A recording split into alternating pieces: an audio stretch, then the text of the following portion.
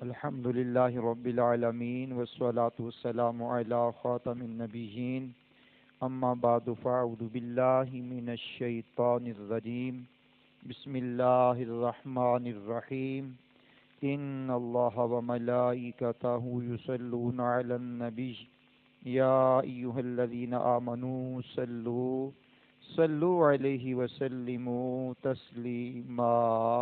دروشی پڑھیں اللہم صلی علی سیدنا و مولانا محمد معدن الجود والکرم و آلہ وبارک وسلم صلاة و سلاما علیک یا سیدی یا مکی یا مدنی یا عربی یا قرشی یا ہاشمی یا مطلبی یا طبیبی یا حبیبی یا آقائی یا مولائی یا ملجائی یا رسول اللہ علیہ الصلاۃ والسلام۔ اللہ کریم کا کروڑ شکر ہے جس کی عطا اور توفیق سے آج ہم تربیت اولاد کے حوالے سے 5واں جمعہ بیان کر رہے ہیں۔ 5 جمعے ہو گئے ہم نے تربیت اولاد کے مختلف پہلوؤں پہ گفتگو کی ہے۔ آج ہماری 5ویں نشست کا یہ موضوع ہے کہ بچوں کو حلال کھلائیے اور ضروری عقائد سکھائیے۔ تو آج 29 جمادی الاولیٰ ہے 1447 ہجری اور 21 نومبر 2025 کا یہ جمعہ مرکزی جامع مسجد انواری ممتاز آباد ملتان شریف میں رہتے ہوئے اس کی برکتیں لوٹ رہے ہیں۔ تو کریم اللہ کی بارگاہ میں التجا ہے مالک ہماری زبان پر کلمات الحق جاری فرمائے، اور جو ہم کہتے ہیں اللہ ہمیں بھی اس پر عمل کی توفیق عطا فرمائے۔ میرے سامنے اس وقت میں المعجم الکبیر کی حدیث نمبر 282 اور اس کتاب کی جلد نمبر 19 اور صفحہ نمبر 129۔ حضور نبی کریم علیہ الصلوۃ والسلام اور صحابہ کرام ایک جگہ جلوہ گر تھے۔ ایک شخص آیا، بڑی تیزی کے ساتھ سامنے سے گزر گیا۔ کریم آقا علیہ الصلوۃ والسلام نے بھی ملاحظہ کیا اور صحابہ نے بھی دیکھا علیہم الرضوان۔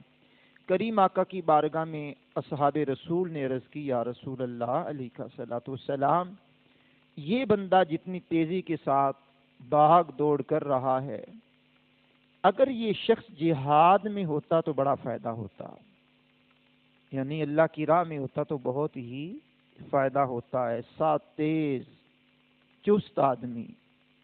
میرے کریم آقا علیہ السلام نے فرمایا، اگر یہ اپنے چھوٹے بچوں کی ضرورت پوری کرنے کے لیے یہ بھاگ دوڑ کر رہا ہے تو یہ بھی اللہ کریم کی راہ ہی میں ہے۔ اگر یہ اپنے بوڑھے والدین کی خدمت کے لیے یہ نکلا ہے اور بھاگ دوڑ کر رہا ہے تو پھر بھی یہ اللہ ہی کی راہ میں ہے۔ اور اگر یہ ریاکاری تفاخر کے لیے بھاگ دوڑ کر رہا ہے تو یہ شیطان لعین کی راہ میں ہے۔ آپ نے غور کیا کہ اگر بندہ رزق حلال کمانے کے لیے بھاگ دوڑ کرتا ہے، محنت کرتا ہے، مشقت کرتا ہے کہ میں اپنے بیوی بچوں کا پیٹ پالوں، بوڑھے والدین کا پیٹ پالوں، یا میں اللہ کی دی ہوئی طاقت سے حاصل کروں تو میں اس پر فخر نہ کروں، میں ریاکاری کا بھی مرتکب نہ ہو جاؤں، تو یہ اس کی ساری کوشش، ساری کاوش اللہ کی راہ میں ہے۔ تو گویا رزق حلال کمانے والا بندہ جب رزق حلال کمانے کے لیے نکلتا ہے تو وہ مایوس نہ ہو، وہ اللہ کریم کی راہ میں ہوتا ہے، اللہ کی راہ میں نکلا ہوا ہے۔ اب کبھی روزی مل گئی، کبھی روزی نہ ملی، اور بعض لوگ تو وہ ہوتے ہیں کہ جو صبح کو جاتے ہیں شام کو تازی کما کر کے لاتے ہیں، اور کبھی ڈیوٹی لگ گئی کبھی نہ لگی۔ اگر آپ اور میں تھوڑا سا باہر نکلیں، یہ چوک کمارا کی طرف چلے جائیں یا گلشن مارکیٹ کی طرف چلے جائیں، ملتان کی بات کر رہا ہوں، تو یہاں مزدور طبقہ تعداد ہے جو کھڑی ہوتی ہے، کوئی پینٹ کرنے والے ہوتے ہیں، کوئی یہاں مستری مزدور کا کام کرنے والے ہوتے ہیں، کوئی لکڑی کا کام کرنے والے ہوتے ہیں، کوئی کسی چیز کا کام کرنے والے ہوتے ہیں۔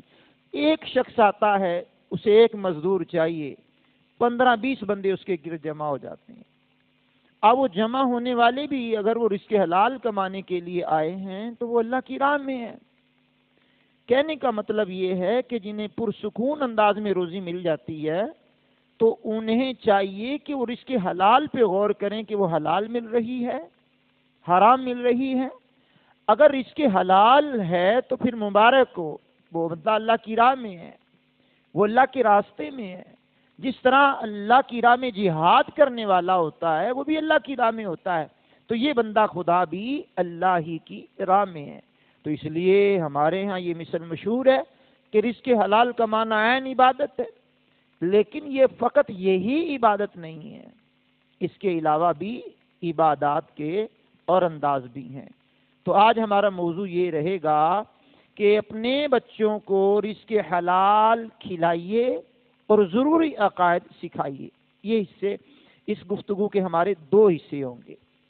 اللہ کریم عمل کی توفیق عطا فرمائے۔ امام غزالی رحمۃ اللہ تعالی علیہ اپنی مشہور زمانہ کتاب کیمیائے سعادت، جہاں آپ نے فضیلت بیان کی ہے رزق حلال کی، تو رزق حلال کمانے کی فضیلت بیان کی ہے، تو اس باب میں آپ کہتے ہیں کہ فرماتے ہیں جو شخص لگاتار حلال کی روزی کماتا ہے اور حرام کے لقمے کی مکسنگ آمیزش نہیں ہونے دیتا، اللہ پاک اس کے دل کو اپنے نور سے روشن کر دیتا ہے اور حکمت کے چشمے اس کے دل سے جاری ہوتے ہیں۔ یہ امام غزالی حجت الاسلام جو بہت بڑے مجدد بھی گزرے ہیں، اور یہ کیمیائے سعادت تصوف کی ایک اعلیٰ تصنیف لطیف ہے کہ جس میں اللہ کا جو دوست بننا چاہتا ہے اس کی جو اوصاف ہوتے ہیں وہ امام غزالی رحمۃ اللہ علیہ نے یہاں لکھے اور بے شمار موضوعات پر اسی کتاب میں بیان کیا۔ اب آپ نے غور کیا کہ جو رزق حلال حاصل کرتا ہے اور رزق حلال کھاتا ہے اس کے دل کو اللہ روشن بھی کر دیتا ہے اور پھر اس کے دل سے جناب والا نور کے چشمے جاری فرما دیتا ہے۔ اب رزق حلال کمانے، کھلانے اور کمانے کی یہ بات ہے، طلب حرام نہیں۔ اور جو طلب حرام سے کام لیتا ہے تو وہ جناب والا عجیب و غریب معاملے کا شکار ہو جاتا ہے۔ تو روزی کے معاملے میں ہمارے ہاں احتیاط دور دور تک نظر نہیں آتی کہ بندے کو بس مال ملنا چاہیے، حرام کا ہو یا حلال کا ہو، گورا ہو یا کالا ہو، سودی ہو یا غیر سودی ہو، رشوت کا ہو یا بھتہ خوری کا ہو یا لوٹ مار کا ہو یا مارکیٹ میں بیٹھے ہوئے ڈنڈی مار کر کے کمانے والوں کا ہو یا کم ناپنے والوں کا رزق ہو یا کم تولنے والوں کا رزق ہو یا پیمانہ جو بنایا ہوا ہے اس پیمانے کے اندر بھی گڑبڑ کی ہوئی ہو، تو یہ سارے ذرائع جو بتا رہا ہوں یہ رزق حرام کے ہیں، اور اس کے حلال جب نہیں کھائیں گے تو زبان سے حلال کیسے بولیں گے؟ جب رزق حرام کھائیں گے تو دل سے نور کے چشمے کیسے جاری ہوں گے؟ اب غور فرما لیں، معذرت کے ساتھ یہ بات مجھے کہنی پڑ رہی ہے، سوشل میڈیا کی تمام تر ورکر الا سوائے چند کے جو یوٹیوبر ہیں، ٹک ٹاکر ہیں یا دیگر جو سٹار کے نام دے دیں یا جو بھی آپ نئی سے نئی جدید تحقیقات کے مطابق نام ان کو دے دیں، تو ان کی زبان سے جب بھی نکلتا ہے اسلام کے خلاف پروپوگنڈا نکلتا ہے۔ کبھی یہ قرآن کے خلاف بول رہے ہوتے ہیں، کبھی یہ پردے کے خلاف بول رہے ہوتے ہیں، کبھی یہ علماء کو تنقید کا نشانہ بنا رہے ہوتے ہیں، کبھی یہ رسول اللہ علیہ السلام کی حدیث کا تمسخر اڑا رہے ہوتے ہیں، کبھی یہ مسجد میں جا کر کے مسجد کے تقدس کو پامال کر رہے ہوتے ہیں، کبھی یہ نماز کے عالم میں بندوں کو کھڑا کر کے ان سے عجیب و غریب حرکتیں کر رہے ہوتے ہیں، کبھی یہ قرآن پڑھنے والوں سے عجیب و غریب حرکتیں کر رہے ہوتے ہیں، کبھی نکاح کی تقریب میں نکاح کی مقدس سنت کو ادا کرنے کے لیے جو لوگ بیٹھے ہوتے ہیں ان کو طرح طرح کے طعن و تشنیع کے تیر چلا کر کے ٹک ٹاک بنا کر کے پھر ٹک ٹاک پر وائرل کرتے ہیں، پھر ویوز لیتے ہیں اور پھر واہ واہ کروانے کی کوشش کرتے ہیں۔ تو اسلام کا تمسخر اڑانے والوں کا، بانی اسلام کی توہین کرنے والوں کا، اکابرین کی توہین کرنے والوں کا اور اسلام کے شعار کی توہین کرنے والوں کا اگر رزق دیکھا جائے تو 99.9 رزق جو ہے وہ حرام کا ہوگا، لیکن وہ جب حرام کھاتے ہیں تو پھر ان کی زبان سے غلاظت ہی نکلتی ہے نا۔ جب حلال کھائیں گے تو حلال کی باتیں کریں گے، جب رزق میں ہی حرام شامل ہوگا تو پھر بتائیے جائیں گے کہاں؟ ہمارے الحاج نگران شورا حاجی محمد عمران اتاری صاحب نے کتاب لکھی ہے، ان کے بیان کی کتاب تحریری صورت میں شائع ہوئی ہے، مکتبۃ المدینہ نے اس کو شائع کیا ہے۔ کتاب کا نام ہے سود اور اس کا علاج۔ آپ فرماتے ہیں کہ ہمارے پاکستان میں صوبہ پنجاب اور صوبہ پنجاب کے ایک شہر کے اندر ایک حکیم صاحب رہا کرتے تھے۔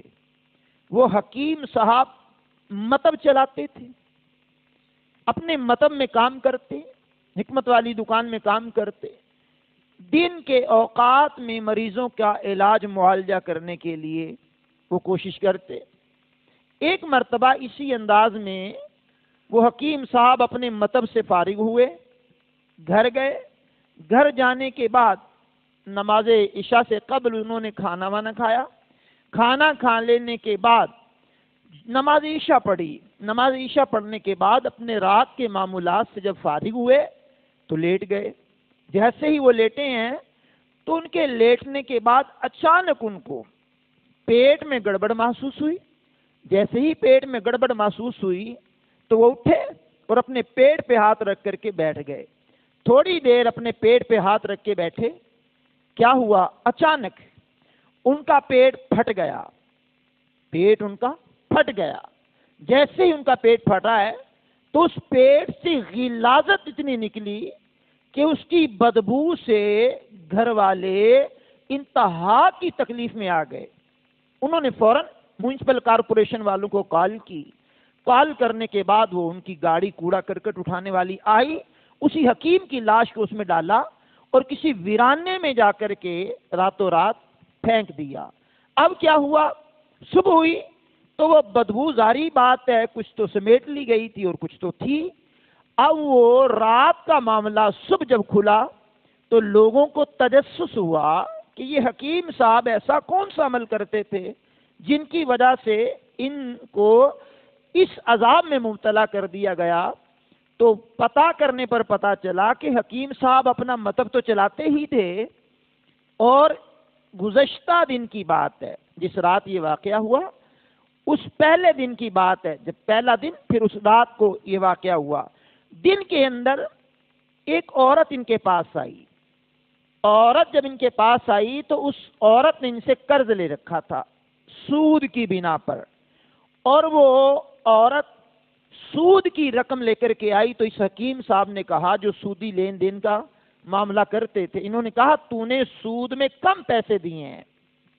اب انہوں نے کہا میرے پاس تھے یہی، میں نے دے دیے تجھے، اور تو نہیں ہے۔ انہوں نے غصے میں آ کر کے کہا مجھے اور پیسے دو۔ خیر اس نے دیے، لیے جو بھی، پھر وہ عورت بد دعائیں دے کر کے واپس چلی گئی۔ یہ دن کی بات تھی اور اس رات میں یہ حکیم صاحب کے ساتھ سارا معاملہ پیش آیا۔ اب مطلب کہنے کا یہ ہے کہ سودی لین دین ہو یا حرام کسی اور ذریعے سے کمایا جائے، حرام تو حرام ہی ہے۔ اب اس کے نام بدل دیے جائیں، اس کا طریقہ کار بدل دیا جائے، اور اس کو جو بھی نام دے دیا جائے، اوپر والی کمائی کا نام دے دیا جائے، کمیشن کا نام دے دیا۔ ہاں بعض لوگ کمیشن جو لیتے ہیں وہ جائز صورتیں بھی اس کی ہیں، تمام تر ناجائز نہیں ہیں، لیکن اگر خاص سودی لین دین ہے تو پھر قرآن سے بھی اور حدیث سے بھی معلومات کرتے ہیں تو اس کے نقصانات زیادہ سے زیادہ سامنے آتے ہیں۔ ایک حدیث رسول میرے سامنے المستند الامام احمد بن حنبل کی حدیث نمبر ہے 22,016 نمبر حدیث ہے. میرے کریم آقا علیہ الصلوۃ والسلام نے ارشاد فرمایا سود کا 1 درہم جو انسان کھاتا ہے لیکن اس کو پتہ نہیں ہوتا کہ یہ سود ہے وہ الگ بات ہے.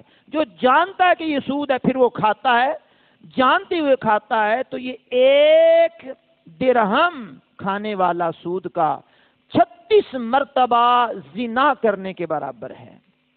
آپ جانتے ہیں کہ جو زنا ہے قرآن نے اس کو حرام کہا، اور یہ زنا جو ہے جب بندہ زنا کا مرتکب ہوتا ہے تو یہ کتاب و سنت میں بات موجود ہے، احادیث کے ذخیرے میں یہ بات موجود ہے، تفاسیر میں اور شروحات میں بزرگوں نے لکھا ہے اس کو کہ وہ اس وقت حالت ایمان سے نہیں ہوتا، وہ ایمان اس سے اٹھ جاتا ہے جب تک وہ یہ بدکاری کرتا رہتا ہے، ایمان اس سے اٹھ جاتا ہے. اب جب ایمان اس سے اٹھ گیا اور اس نے یہ بدکاری کا کام کیا تو اب اس کی مرضی جو مرضی کرتا پھر ہے. تو یہاں ہم سارا نزل اپنی اولاد پر گراتے ہیں. تو کیونکہ ہمارا موضوع چل رہا ہے 5واں جمعہ ہے آج تربیت اولاد کے حوالے سے، تو آج ہمارا موضوع یہ رہے گا کہ اپنے بچوں کو رزق حلال کھلائیے اور ضروری عقائد سکھائیے. 2 حصوں میں یہ بیان ہمارا آج ہم نے سلیکٹ کیا اس کو. اب بات کرنے کا مطلب یہ ہے کہ جب ہم حلال اولاد کو کھلائیں گے تو پھر حلال کھانے والی جو اولاد ہے حلال کے کام ہی کرے گی. جب حرام کا لقمہ کھلائیں گے تو مرنے کے بعد پٹائی ہماری ہوگی، معاملہ ہمارا ہوگا. آگے اولاد تو کھا ہی لیتی ہے، ڈکار مار ہی لیتی ہے، بنا ہی لیتی ہے، پھر مرنے کے بعد یہ قبرستان میں اپنے باپ کی قبر بھی بھول جاتی ہے، الا جنہوں نے کتبے وغیرہ لگائے ہوتے ہیں، وگرنہ بہت سارے لوگ اپنے ماں باپ کی قبر بھی بھول جاتے ہیں کہ قبریں کہاں ہیں اور کس عالم میں ہیں. ان کے لیے دعائیں کرنا کجا، ان کے لیے فاتحہ پڑھنا کجا، ان کے لیے جناب والا استغفار کرنا، قرآن پڑھ کے ان کی روح کو ایصال کرنا تو کجا، لیکن دعا مانگنے کی بھی ان کو نوبت نہیں آتی، نہ ان کے پاس فرصت ہوتی ہے. پھر یہ پھنستا بندہ ہی ہے. اور ایک حدیث رسول میرے سامنے ہے، سنن دارمی کی حدیث نمبر ہے 2776 نمبر حدیث ہے. میرے کریم آقا علیہ الصلوۃ والسلام نے ارشاد فرمایا ہے وہ گوشت ہرگز جنت میں نہیں جائے گا جو حرام سے پلا بڑا ہو. حرام کھا کر کے جو گوشت کی نشو نما ہوئی، اس سے جو خون بنا، وہ پھر وہ گوشت جنت میں نہیں جا سکتا. اس کے لیے مالک نے جو جہنم بنائی ہے وہ جہنم کا ایندھن ہوگا. ایک حدیث کا خلاصہ یہ بھی ہے کہ جس کے پیٹ میں ایک حرام کا لقمہ چلا جائے 40 دنوں تک اس کے نیک اعمال قبول نہیں ہوتے. اب سنیے جناب، میرے کریم آقا علیہ الصلوۃ والسلام کی یہ حدیث ہے، شعب الایمان کی حدیث کا نمبر ہے 10,375. ارشاد فرمایا رسول اللہ علیہ الصلوۃ والسلام نے جو شخص اس لیے حلال کمائی کرتا ہے کہ سوال کرنے سے بچے اور اپنے اہل و عیال کے لیے کچھ حاصل کرے. نمبر 2، وہ پڑوسی کے ساتھ حسن سلوک کرے، وہ قیامت میں اس طرح آئے گا اس کا چہرہ 14ویں رات کے چاند کی طرح چمک رہا ہوگا. اب بتائیے کہ رزق حلال کمایا ہے، سوال کرنے سے بچنا ہے اور اپنے اہل و عیال کی خدمت کرنی ہے، اولاد کو کھلانا ہے، پلانا ہے، ان کی جائز ضروریات کو پورا کرنا ہے، اور جو مال اللہ نے دیا ہے اس مال سے پڑوسیوں کی امداد کرنی ہے. اگر وہ مستحق ہیں تو ان کو جناب والا زکوٰۃ دینی ہے، اگر وہ مستحق نہیں ویسے ہی حاجت مند ہے تو ان کی امداد کرنی ہے، ان کا خیال کرنا ہے. پڑوسیوں کے جو حقوق اللہ کے نبی علیہ السلام نے بیان کیے تو ایک مرتبہ کریم آقا نے اپنے صحابہ سے کہا کہ جبریل میرے پاس آتے رہے، پڑوسیوں کے حقوق اتنے بیان کر دیے کہ مجھے خدشہ ہونے لگا کہ کہیں پڑوسیوں کو وراثت میں حقدار نہ ٹھہرا دیا جائے. تو گویا پڑوسیوں کے بھی حقوق ہوتے ہیں. تو بہرحال ہمارا موضوع آج پڑوسیوں کے حقوق نہیں ہے. یہ بندہ خدا جو رزق حلال کماتا ہے، سوال کرنے سے بچتا ہے، اپنے بیوی بچوں کی اہل و عیال کی کفالت کرتا ہے، پڑوسیوں کی خدمت کرتا ہے، قیامت کے دن اس کا چہرہ 14ویں رات کے چاند کی طرح چمک رہا ہوگا۔ سبحان اللہ، کیا بات ہے جناب والا۔ قرآن کریم اگر آپ کھولیں گے تو چوتھے پارے کی ابتدا میں یہ آپ کو جملے ملیں گے، یوم تبیض وجوہ وتسود وجوہ۔ قیامت کا جب دن بپا ہوگا، میدان قیامت قائم ہوگا، تو جس کے بارے میں سورۃ المعارج میں پڑھیں گے، آیت نمبر 4 کا کچھ حصہ ہے، فرمایا فی یوم کان مقدارہ 50,000 سنہ، کہ قیامت کا ایک دن 50,000 سال کا ہوگا۔ اس دن میں چوتھے پارے کی ابتدا میں یہاں پڑھیں گے کہ اس دن مالک فرماتا کچھ چہرے روشن ہوں گے، کچھ چہرے سیاہ ہوں گے۔ اب وہ سیاہ یہ نہیں ہے کہ دنیا میں اس کا رنگ سیاہ تھا تو اب وہ سیاہ ہی رہے گا، لیکن وہ نور کی بنا پر یوم تبیض وجوہ وتسود وجوہ، قرآن کا فیصلہ، چہرے روشن ہوں گے، کئی چہرے کالے ہوں گے۔ تو میرے بھائی، جو اس کے حلال کمانے کا عادی ہوتا ہے، حلال کھانے کا عادی ہوتا ہے، پابندی صوم و صلاۃ ہوتا ہے، ہم نے پھر وہ بے شمار میتیں بھی دیکھی ہیں، زندگی میں رنگ ان کے کالے ہوتے ہیں لیکن مرنے کے بعد ان کے چہرے چمک رہے ہوتے ہیں، اور دیکھنے والے کہتے ہیں جناب ہم نے تو دیکھ کے حیران رہ گئے کہ وہ ان کے چہرے پہ نور لاٹے مار رہا تھا۔ سبحان اللہ۔ تو پھر بندگان خدا بھی گواہی دیتے ہیں کہ یہ دنیا میں اچھا کام کرنے والے لوگ تھے۔ آئیے جناب والا ایک بہت پیاری حدیث پاک آپ کو سناؤں، اور اس حدیث پاک کو سننے کے بعد آپ نے بھی غور کرنا اور میں نے بھی غور کرنا ہے۔ میرے کریم آقا علیہ السلام کا یہ فرمان، الزہد الکبیر، حدیث کا نمبر ہے 479، 479۔ اللہ اکبر۔ یہ کتاب لکھی ہے، الزہد الکبیر لکھی ہے امام ابو بکر بن الحسین، ان کی وفات ہوئی ہے جناب والا 458 ہجری میں۔ بڑی دلچسپ کتاب اور معلوماتی اور بڑی پیارے انداز میں انہوں نے لکھی ہے۔ اس میں یہ رسول اللہ کی حدیث نقل کرتے ہیں۔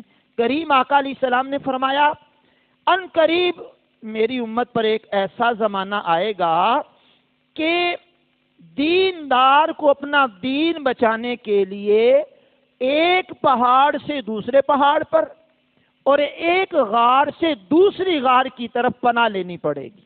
کبھی وہ اس پہاڑ پہ جائے گا، کبھی اس پہاڑ پہ جائے گا، کبھی اس غار میں چھپے گا، کبھی اس غار میں چھپے گا۔ کیوں؟ کہ میرا دین بچ جائے۔ فرمایا لوگوں، جب ایسا زمانہ آئے تو روزی اللہ کی ناراضی سے حاصل کی جائے گی۔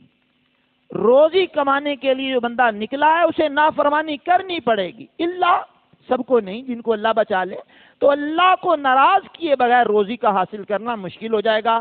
پھر میرے کریم آقا نے فرمایا، جب ایسا زمانہ آ جائے تو آدمی اپنی بیوی بچوں کے ہاتھوں ہلاک ہوگا۔ اگر اس کے بیوی بچے نہ ہوں گے تو ماں باپ کے ہاتھوں ہلاک ہوگا، اور اگر اس کے والدین بھی نہ ہوں گے تو وہ رشتہ داروں اور پڑوسیوں کے ہاتھوں ہلاک ہوگا۔ کریم آقا علیہ السلام جب یہ فرما رہے تھے تو حضور نبی کریم کے اصحاب میں سے کسی نے اٹھ کر کے عرض کی، جانے کائنات علیہ السلام وہ کیسے ہلاک ہوگا؟ فرمایا کریم آقا نے، وہ اسے اس کی تنگ دستی پر آر دلائیں گے تو اپنے آپ کو ہلاکت میں ڈالنے والے کاموں میں مصروف ہو جائے گا۔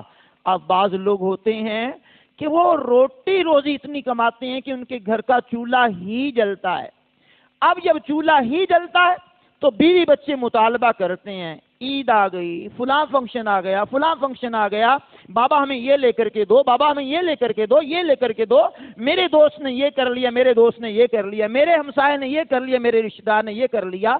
اب بیچارہ وہ جو کما کر کے لاتا ہے، حیرت کی بات ہے، کبھی کبھار آپ کو بھی اتفاق ہوا ہوگا اور ہمیں بھی اتفاق تو ہوتا رہتا ہے، ظاہری بات ہے کہ بولنے سے ہمارا تعلق ہے تو معاشرے میں بھی تو نگاہ رکھتے ہیں نا، روز مرہ کے معاملات میں بھی تو نگاہ رکھتے ہیں نا، معاشرے میں کیا ہو رہا ہے نگاہ رکھتے ہیں نا۔ پرچون کی دکان پہ کبھی جا کر کے کھڑے ہو جائیں، یہ پوش علاقوں کی بات نہیں کر رہا، تھوڑے سے بیکورڈ علاقوں میں آ جائیں اور وہاں جو پرچون کی دکانیں ہیں، 50 گرام کے گھی کے پیکٹ ہیں، 50 گرام کا گھی کا پیکٹ آج تک ہم نے تو سنا نہیں تھا، لیکن دیکھنے کا اتفاق ہوا 50 گرام کا گھی کا پیکٹ ہے جناب۔ اب وہ دکاندار اس کو سیل کر رہا ہے 60 روپے کا، 70 روپے کا، اور وہ کہتا اس میں سے مجھے 15-20 روپے آرام سے بچ جاتے ہیں۔ گھی کا بڑا پیکٹ لو تو 2 سے 3 روپے بمشکل بچتے ہیں، ٹھیک ہے. اب وہ 50 گرام کا پیکٹ، ایک تو بیچارے کی کمائی کم ہو گئی، الٹا مہنگائی زیادہ ہو گئی. اب وہ جو 50 گرام گھی کا پیکٹ لے رہا ہے، 20 روپے کی چینی لے رہا ہے، 10 روپے کی پتی کا پیکٹ لے رہا ہے، اور آدھا کلو آٹا لے کر کے جو گھر جا رہا ہے، تو بتائیے اس کی لگژری زندگی تو نہ ہوئی نا. لیکن اب جب اس کے معاملات یہ ہوں گے تو پھر بچوں کا مطالبہ ہوگا، بچے نہ ہوں گے تو پھر ماں باپ کا مطالبہ ہوگا، لاؤ لاؤ ہماری جناب والا ضروریات. تو ٹھیک ہے، روٹی پانی تو مقصد نہیں ہوتا نا. اب تو حالت یہ ہو گئی ہے ہمارے ہاں معاشرے میں، یہ جو کپڑے میں نے پہنے ہوئے ہیں یہ تو میں فلاں فنکشن پہ پہن کے گئی تھی، یا یہ میں میلاد پر پہلے بھی پہن کے گئی تھی، اب بھی یہ کپڑے پہنوں. اللہ اکبر کبیرہ، اللہ اکبر کبیرہ. بھئی یہ کپڑے کیا پلید ہو گئے؟ کیا دوبارہ دھل نہیں سکتے؟ دوبارہ پہنے نہیں جا سکتے؟ دوبارہ استعمال نہیں ہو سکتے؟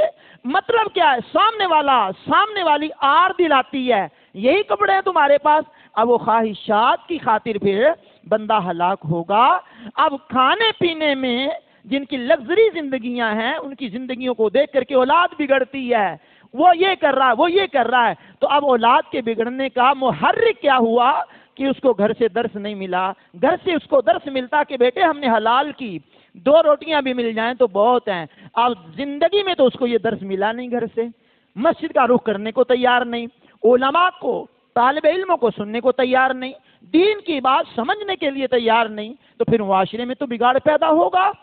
آپ کو علماء کے پیچھے پیچھے چلنا ہوگا. وہ علماء جو قرآن و سنت کی ترویج و ارشاد کر رہے ہیں، قرآن و سنت کی حقائق سے آپ کو آگاہ کرتے ہیں، قرآن و سنت کی صحیح ترجمانی کرتے ہیں، ان کی پیروی کرنی ہوگی. تو رزق حلال کمانا جب مشکل ہو جائے تو بعض روایات میں یہ بھی ہے کہ بندہ رزق حلال کمانے کے لیے جب ایسی جگہ پہ کھڑا ہو کہ وہ ذلت کی جگہ ہو، تو فرمایا اس کے گناہ اس طرح جھڑتے ہیں جیسے خزاں کے موسم کے اندر درخت کے پتے جھڑتے ہیں. سبحان. کما تو رزق رہا ہے، بندوں کے پاس جا کر کے یا بندوں کو چیزیں جو اشیاء خرد و نوش دیگر جو چیزیں حلال ہوتی ہیں بیچ رہا ہے، لیکن اس کو دیکھنے والا کہتا ہے وہ تو کیا کر رہا ہے، تو کیا کر رہا ہے. آپ دیکھیں آپ فروٹ کی ریڑیاں لگا کر کے ہمارے بوڑھے بزرگ سفید ریش کھڑے ہوتے ہیں اور آتے ہیں احباب اداروں والے اور ان کو دھکے دے کر کے فروٹ کی ریڑیاں الٹ دیتے ہیں. اللہ اکبر. چلیں آپ کو کیا پتا کہ جو اس نے ریڑی پر جو پھل لے کر کے آیا ہے وہ کسی سے 5,000 ادھار لے کر کے آیا، 10,000 ادھار لے کر کے آیا، 2,000 ادھار لے کر کے آیا. تم نے اس کا کنڈا بھی اٹھا لیا، اس کے جناب والا بٹے بھی اٹھا لیے، فروٹ کی ریڑی کو بھی الٹ دیا، پھر آپ نے ڈالے پہ لوڈ کیا اور لے کر کے چلے گئے. ٹھیک ہے، ناجائز تجاوزات سے منع کرنا چاہیے، لیکن سامنے والے کو بھی تو دیکھ لینا کہ وہ اس کے حلال کمانے کے لیے آیا ہوا ہے. چلو اس کو موقع دے کر کے وہاں سے ہٹا دیجئے. ناجائز تجاوزات ٹھیک ہے، ہم اداروں سے تعاون کرنا چاہیے، لیکن جو آیا ہے ذمہ دار اس کو بھی تو غور کرنا چاہیے نا. اس کے گھر کا چولہا تو اسی سے چلتا ہے.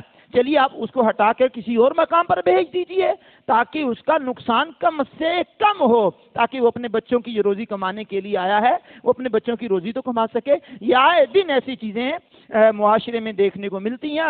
اور اگر آپ یوٹیوبر ہیں یا یوٹیوب یوز کرتے ہیں یا آپ معاشرے میں نگاہ رکھتے ہیں یا سوشل میڈیا پر توجہ رکھتے ہیں تو ایسی کئی چیزیں آپ کی نگاہ سے گزرتی ہیں. بہرحال رزق حلال کمانا اور اپنے بچوں کو کھلانا، اس کا آپ ذہن بناتے رہیے گا کہ رزق حلال کے علاوہ ہمارا گزارا نہیں ہے. لوگ کہتے ہیں جھوٹ بولنے کے بغیر گزارا نہیں ہے، حرام کھانے کے بغیر گزارا نہیں ہے، کمانے کے بغیر گزارا نہیں ہے. اور میں جملہ بول رہا ہوں کہ حلال کھانے کے علاوہ ہمارا گزارا نہیں ہے. حلال کی آدھی مل جائے وہ پراٹھوں سے بہتر ہے، وہ کڑھائی گوشت سے بہتر ہے. ہاں اللہ اکبر، اللہ اکبر. بے شرمی دے حلوے نالوں ساگ سروں دا چنگا. اب جو حلال مل گیا، اب یہ ہم نے اپنے باپ دادا سے یہ بات سنی ہے اور اس معاشرے میں یہ بولی جاتی تھی، یہ بولنے لگا ہوں. پتر کمانے جا رہا ہے نا، حلال کما کر کے لانا، حرام کی طرف نہ بڑھنا. اور خواتین بھی کہتی تھی حرام نہیں لانا ہمارے گھر میں، حلال لے کر کے آنا. ہمارے بچوں کی نشو نما جو ہو رہی ہے ہم حلال کھلا کر کے انہیں پروان چڑھاتے ہیں، حرام نہیں کھلائیں گے انہیں. اور وہ غریب سے غریب بھی طبقہ دیکھا گیا ہے، اس کے سامنے حرام ڈال دیا جائے، چوری ڈکیتی کرنے کا موقع بھی مل جائے تو وہ بیچارہ کہتا نا میں نے یہ موبائل اٹھا لیا تو میری چوری ہو جائے گی، میں چوری کروں گا، یہ بیچ کر کے بچوں کو کھلاؤں گا، نہ، وہ کہتا او بھائی آپ کا موبائل گر گیا، او بھائی آپ کا پرس گر گیا، اور بھائی آپ کا نوٹ گر گیا۔ تو یہاں تو جناب پتہ نہیں کیا کیا انداز لوگ اپنا کر کے لوٹ مار کا بازار گرم کرتے ہیں۔ تو ہمارا پہلا آج کا یہ موضوع ہے، یہ تربیت میں رزق اہم کردار ادا کرتا ہے۔ دوسرا اس کا موضوع ہمارا اسی کا رہے گا یہ کہ اپنے بچوں کو جناب والا ضروری عقائد سکھائیے۔ روزمرہ کے فروٹ اگر آپ کو ان کو لا کر کے دے سکتے ہیں رزق حلال کے تو لائیے گا، اگر ان کی طبی امداد میں میڈیکل پرابلم جو ان کا ہے وہ آپ رزق حلال سے اس کا علاج معالجہ کر سکتے ہیں تو ضرور کیجیے گا۔ بچوں کی نشو و نما کے لیے ان کی صحت کا خیال رکھنا از حد ضروری ہوتا ہے، اور بعض مرتبہ اس میں کوتاہی کرنے سے بچوں کی جان کو بھی خطرہ ہو جاتا ہے۔ تو اسلام نے کہا بچوں کے لیے ان کی صحت کا خیال رکھنا بھی ضروری ہے۔ ایک تو صحت کا خیال رکھنے کے لیے میڈیکل کے معاملات، طب کے معاملات جو ہوتے ہیں، میڈیسن کے معاملات ہوتے ہیں، ان کو بھی آپ اچھے طریقے سے دیکھ بھال کیا کریں۔ ایک علاج معالجے کی یہ بات ہوتی ہے کہ جس کو جناب حضور نبی کریم کے صحابی حضرت سیدنا صائب، سین الف صا حمزہ اور با، صائب بن یزید رضی اللہ تعالیٰ عنہ بیان کرتے ہیں کہ میری خالہ مجھے رسول اللہ صلی اللہ علیہ وسلم کی خدمت بابرکت میں لے گئیں تو عرض کی یا رسول اللہ علیہ السلام یہ میرا بھانجا ہے اور بیمار ہے۔ یہ سن کر رسول اللہ علیہ السلام نے آپ فرماتے ہیں حضرت سیدنا صائب، حضور نے میرے سر پر ہاتھ پھیرا، میرے لیے دعائے برکت فرمائی، اور پھر رسول اللہ نے وضو کیا، اور جو وضو کا پانی بچ گیا تھا وہ میں نے پی لیا، اللہ کریم نے مجھے شفا عطا فرما دی۔ اب دیکھیے یہ امام مسلم نے بھی اس کو لکھا ہے، امام مسلم نے کتاب الفضائل میں لکھا ہے، حدیث کا نمبر ہے 2345۔ اللہ اکبر۔ اب جب ہم یہ بیان کرتے ہیں تو یہ کیونکہ سوشل میڈیا کا عروج کا دور ہے، آنے والے وقت میں کہیں گے جب سوشل میڈیا شروع ہوا تو ہم جانتے ہیں ہمارے دور میں شروع ہوا، تو سوشل میڈیا کا غلط استعمال کرنے کے لیے جو بندے ہیں جب ایسی ہم حدیث بیان کرتے ہیں تو کہتے ہیں ہسپتال بند کر دو، یہ حکیموں کی دکانیں بند کر دو، میڈیکل سٹور بند کر دو، جاؤ بابوں کے پاس جا کر کے دم کرواؤ۔ تو بھائی ہر بات کا یہ بات نکالنے کا مقصد نہیں ہوتا۔ اب وہ جب صحابیہ لے کر کے حضور کی بارگاہ میں ایک چھوٹے صحابی کو لے کر کے آئی ہیں تو حضور کہہ سکتے تھے کہ کسی حکیم کے پاس جاؤ، جا کر کے جڑی بوٹیاں استعمال کروانے والے کے پاس لے کر کے جاؤ، میرے پاس کیوں لے کر کے آئی ہو؟ تو حضور نے یہ نہیں کیا، حضور نے ہاتھ پھیرا، حضور نبی کریم نے دعا فرمائی، پھر وضو کیا، وضو کا بچا ہوا پانی اس بچے کو پلا دیا گیا تو اللہ نے اس کو شفا عطا فرما دی۔ حدیث رسول ہے نا جناب، حدیث رسول ہے۔ تو ہمارے ہاں جو بزرگوں کے پاس ہم لے کر کے جاتے ہیں دم کروانے کے لیے، ان کو جناب والا تعویذ بنوا کر کے دینے کے لیے، پچھلے خطبات میں نے کہا ہے کہ قرآن و سنت کے مطابق جو نقش ہوں گے، تعویذ ہوں گے تو وہ جائز ہیں، اور جو غلط قسم کے کالے پیلے نیلے ہوں گے وہ غلط ہیں۔ تو ہر چیز درست بھی ہوتی ہے اور غلط بھی ہوتی ہے، ایک چیز کے اندر دونوں پہلو ہوتے ہیں۔ موبائل ہے، اس کا استعمال ٹھیک بھی ہے برا بھی ہے، چھری لے لیجئے، اس سے بندے کو قتل بھی کیا جاتا ہے، سبزی بھی کاٹی جاتی ہے۔ تو ہر چیز کا اپوزٹ نیگیٹو دونوں پہلو سامنے رکھنے چاہیے، ہم اچھے پہلو کی طرف نکلیں نا ذرا۔ تو بہرحال دوسرا ہمارا اسی میں یہ رہے گا کہ بچوں کو ضروری عقائد سکھانے کی بھی ضرورت رہے گی۔ اللہ اکبر کبیرہ۔ کریم آقا علیہ السلام کی مبارک حدیث میں یہ ہے کہ جب بچہ بولنا شروع کرے تو اس کو الٹے سیدھے جملے نہ سکھائے جائیں، اس کو اللہ اللہ اللہ کہنا سکھایا جائے۔ امیر اہل سنت کیا اس دور کے ولی کامل ہیں، کتنے محتاط ہیں میرے شیخ کامل امیر اہل سنت حضرت علامہ مولانا محمد الیاس ستار قادری۔ آپ نے بیٹی کی شادی کی، نواسی پیدا ہوئی، تو نواسی جب پیدا ہوئی تو جن بولنے کے ایام قریب آئے تو آپ نے فرمایا بھئی ان کے سامنے کوئی بھی اور گفتگو نہ کرے، چھوٹا ہو یا بڑا ہو، ان کے سامنے اللہ اللہ کی تکرار کریں۔ تو آپ کی وہ نواسی جب بولنے لگی ہے تو اس کی زبان سے پہلے جو لفظ نکلا وہ اللہ ہی نکلا ہے۔ آپ اور میں بھی تو کوشش کر سکتے ہیں نا کہ اپنے بولنے کے قریب جو بچے ہوں تو ان کو عجیب و غریب لفظ سکھانے کی بجائے اللہ سکھایا جائے۔ تو پھر حدیث کے خلاصوں میں یہ بھی ملتا ہے اور بعض روایات میں یہ بھی ہے کہ جب بچہ بولنے لگ جائے تو سب سے پہلے اس کی زبان سے لا الہ الا اللہ نکلے. وہ لا الہ الا اللہ پڑھے، اللہ پڑھے یا لا الہ الا اللہ اس کی زبان سے نکلے. شعب الایمان کی یہ حدیث کا نمبر ہے 8649 نمبر ہے کہ جب بچہ بولنا شروع کرے تو رسول اللہ نے فرمایا وہ سب سے پہلے لا الہ الا اللہ اس کی زبان پر آئے. اب چھوٹے چھوٹے جو جملوں میں اللہ کا ذکر ہوتا ہے وہ کریں، اللہ اللہ کریں گے تو بچہ بولنا سیکھے گا، تو اللہ اللہ ہی کرے گا. ایک ہمارے جاننے والے ہیں، ان کے بیٹا ابھی بولنا شروع کر رہا ہے، تو بڑی عجیب سی بات ہوئی.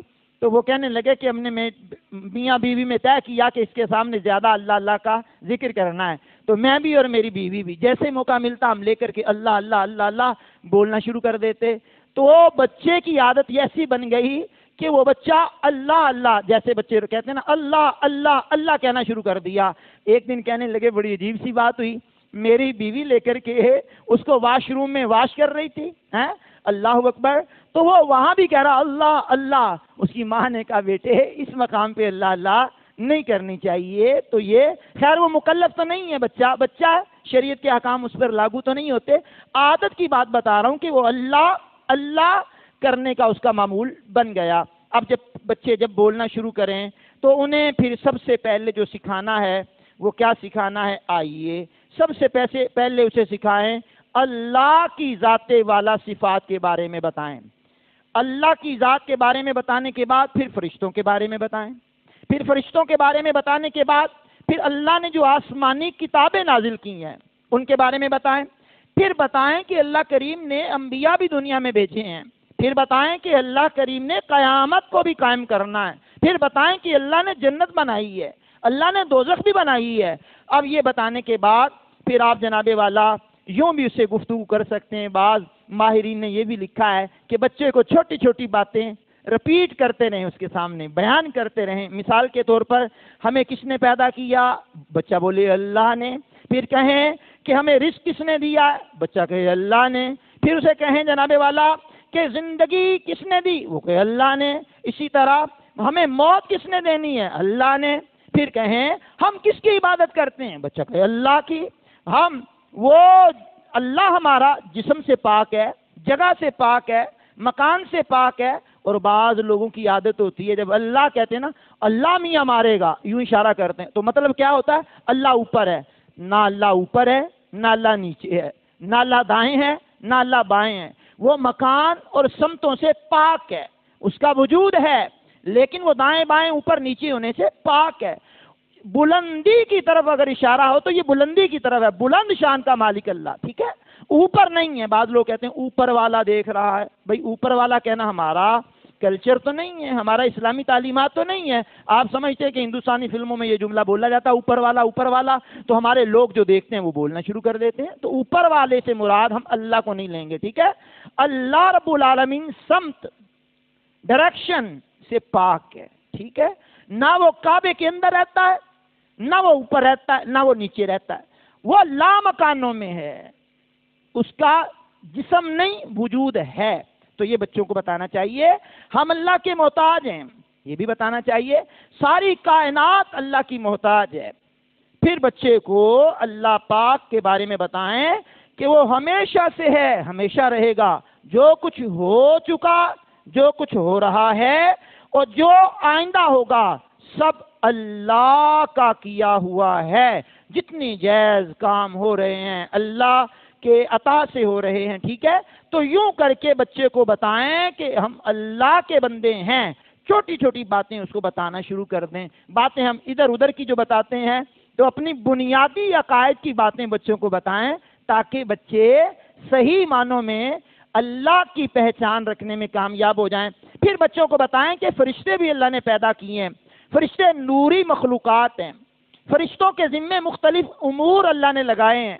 یعنی بارش کا برسانا اللہ نے فرشتوں کی ذمہ داری لگائی ہے، ہوا کا چلانا اللہ نے فرشتوں کی ذمہ داری لگائی ہے، بندوں کی روح نکالنا یہ اللہ نے فرشتوں کی ذمہ داری لگائی ہے. پھر ان کو بتائیں کہ اللہ کریم نے بعض انبیاء کرام علیہ الصلوۃ والسلام پر اپنی کتابیں نازل کی ہیں، اور بڑی کتابیں 4 ہیں۔ مثال کے طور پر تورات حضرت موسیٰ علیہ نبینا علیہ السلام پر نازل ہوئی ہے، زبور حضرت سیدنا داؤد علیہ السلام پر نازل ہوئی ہے، انجیل حضرت عیسیٰ علیہ السلام پر نازل ہوئی ہے، اور قرآن ہمارے پیارے سونے آخری نبی محمد الرسول اللہ پر نازل ہوا ہے۔ چھوٹے صحائف بھی نازل ہوئے ہیں، صحف ابراہیم و موسیٰ قرآن کے لفظ ہیں، لیکن بڑی آسمانی کتابیں 4۔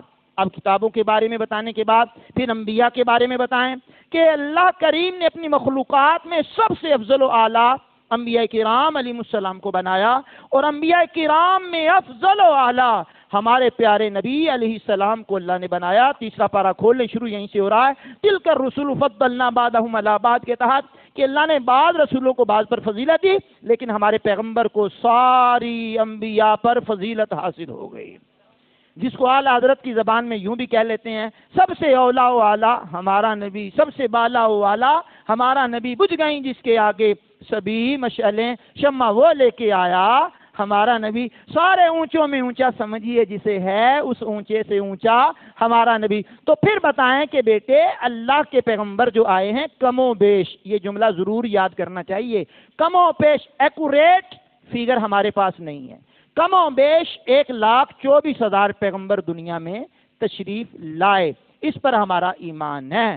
اب مکمل گرنٹڈ بات ہم نہیں کہہ سکتے کہ 1,24,000 ہی ہیں، نہ اسے کم ہے نہ اسے زیادہ ہے، ہم کم و بیش کا جملہ بول کر کے احتیاط کا دامن پکڑتے ہیں، تو اسی کو ہی آپ معمول بنائیں۔ پھر جناب والا اگلی بات یہ کریں کہ قیامت بھی بیٹے قائم ہونی ہے۔ دیکھیں بچوں سے گفتگو کرتے ہیں نا، تو یہ بنیادی ضروری عقائد ہیں کہ بیٹے قیامت بھی قائم ہونی ہے، ایک ایسا وقت بھی آنا ہے جب ساری زمین آسمان تباہ ہو جانے ہیں، زمین نے ریزہ ریزہ ہو جانا ہے، آسمان نے روئی کی طرح اڑنا شروع کر دینا ہے، پھر جناب والا ہمیں قبروں میں سے اٹھنا پڑے گا، قبروں سے نکلنا پڑے گا، پھر میدان معاشر میں جانا پڑے گا، پھر اللہ کے حضور حاضری دینی پڑے گی، پھر اپنے اعمال کا حساب دینا ہوگا، جس کے اعمال اچھے ہوں گے اس کو جنت ملے گی، جس کے اعمال برے ہوں گے اس کو جہنم ملے گی۔ تو یہ اللہ نے جو دوزخ بنائی ہے نافرمانوں کے لیے، جنت بنائی ہے تو نیکوکاروں کے لیے بنائی ہے۔ اب یہ باتیں تو مختصر ہیں، لیکن بچوں کے ذہن میں دستک دیتے رہیں، بچوں کو بتاتے رہیں، بچوں کو سمجھاتے رہیں، کبھی کوئی ٹاپک لے کے بیٹھ جائیں، کبھی کوئی ٹاپک لے کے بیٹھ جائیں، ضروری عقائد کا۔ پھر بچوں کو بتائیں بیٹے ہم نے جنت میں داخل ہونے والے اعمال کرنے ہیں، اور جنت میں داخل ہونے والے اعمال پھر اس میں بتائیں بیٹے نماز پڑھنا یہ جنت میں جانے والے اعمال میں سے ہے، روزہ رکھنا جنت کے اعمال میں سے ہے، رزق حلال کمانا، اچھی بولی بولنا، گناہ نہ کرنا، جھوٹ نہ بولنا، سچ بولنا، یہ سارے اچھے اعمال آہستہ آہستہ کر کے جو بتانا چاہیں بتائیں۔ اب میں آخر میں ایک بات آپ کو بڑی پیاری بتا کر کے بات کو سمیٹتا ہوں۔ کریم آقا علیہ السلام کی امت میں کچھ لوگ ایسے بھی گزرے ہیں، اللہ اکبر کبیرہ۔ ایک بزرگ فرماتے میں کنارے کنارے نہر کے چل رہا تھا، میری نظر ایک چھوٹے سے بچے پہ پڑی جو وضو کر رہا تھا، اور وضو کرنے کے بعد اللہ اکبر وہ رونے لگ گیا۔ جب وہ رونے لگ گیا تو وہ بابا جی کہتے میں نے قریب جا کر کے پوچھا بیٹے تو روتے کیوں ہو؟ اس نے کہا جی میں نے آج قرآن کریم میں یہ آیت پڑھی ہے، سورہ تحریم کی آیت نمبر 6 ہے، اللہ اکبر، یا ایھا الذین آمنوا قوا انفسکم واہلیکم نارا وقودھا الناس والحجارہ، اے ایمان والو اپنی جانوں کو اور اپنے آپ کو اس آگ سے بچاؤ جس کا ایندھن آدمی اور پتھر ہوں گے۔ کہا بیٹے تو شریعت کا مکلف نہیں ہے، بچہ ہے، تجھے اس سے کیا سروکار؟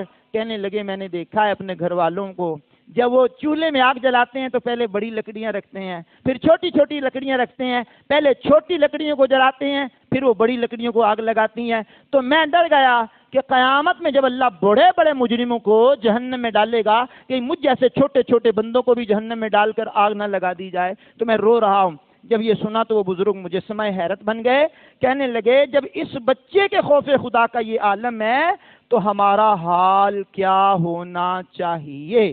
یہ مختصر انداز میں نے آپ کو آج 5ویں جمعے میں بتایا کہ اپنے بچوں کو رزق حلال کھلائیے اور ضروری عقائد سکھائیے۔ اب ضروری عقائد میں نے چند باتیں آپ کے سامنے کی ہیں، عرشوں کا مالک مجھے بھی اور آپ کو بھی عمل کی توفیق عطا فرمائے۔ ہمارا YouTube چینل ہے قاری محمد رمضان عطاری کے نام سے۔ تو یہ ہمارے تمام ترجمے کے بیانات اس میں ڈال دیے جاتے ہیں، آپ سن بھی سکتے ہیں۔ وآخر دعوانا ان الحمد للہ رب العالمین۔